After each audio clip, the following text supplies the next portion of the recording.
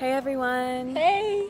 We are here to set the record straight tonight and just give you our testimony of Joshua Media Ministries, what we've experienced and what you need to listen to, and you don't need to listen to the persecution, the deception, that the enemy is trying to tell you through, social media. So I'm here with Carly. Hey!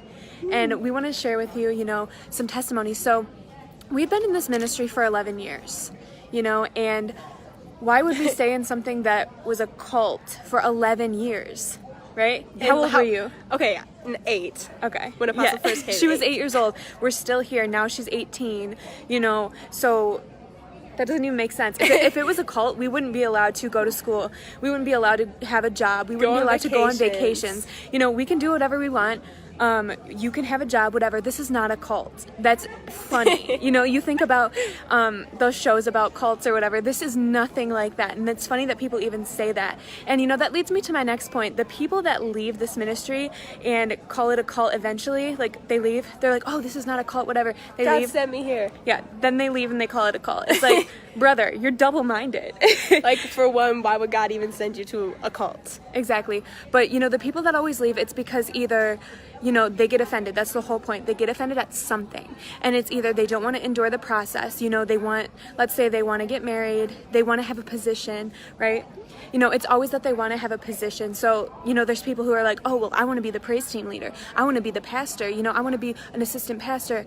I want to get married, but those are things you need to endure the process for. You can't just go out on the scene as a pastor when you have no experience, when you know nothing. And this is what Apostle does. He trains us. He shows us how to be a true minister, how to get into that position where God has called us to be. But we know that there's a process that you have to go through. And people who are weak-minded, they can't handle the process. They want things their own way. And so that's why they leave, because they can't get what they want. Truly. There's even people that have been in this ministry who thought that Apostle Taylor was their husband. And they got offended when they found out he wasn't. And so they left the ministry and then called it a cult. Yeah, suddenly it becomes a cult. That's like the same thing, though, in the natural. Like, you can't not go through high school to get to college. Exactly. You have to get your diploma. This so is like you can't just automatically come into a ministry and now you're the pastor or you're the worship leader. Like, okay, doesn't even make sense. Would it make sense for you to go to medical school? You finish college, you're going to med school right after. You want to be a doctor. Okay, so you start. Let's say that you're in a fellowship or a residency, and you're going to become a doctor. Would you sit there and say, the doctor, I should be at the same level as a doctor? No, you go through the process. That's asinine. Like, that's foolishness to think, oh, I don't need to go through the process. I can just be whatever I want to be. There is a rank and there's an order just in the world as there is in the kingdom, because things are first natural, then spiritual.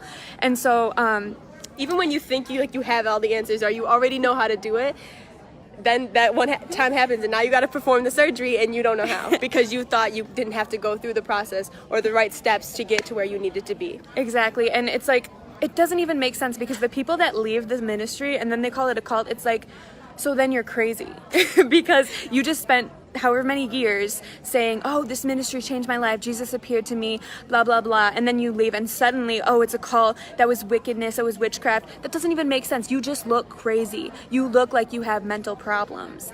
And it's just, people can't submit. That's the whole point. But I just want to go into some of the testimonies I've experienced being here, and I know that Jesus appeared to you too when Apostle first came. So what happened? When did he first come to you? Well, when he first came to me, so I was 8, like I said in the beginning of the video, I was 8 years old when Apostle first came to our church. And I shared a room with my sister at the time. Not this one, the other one, Kayla.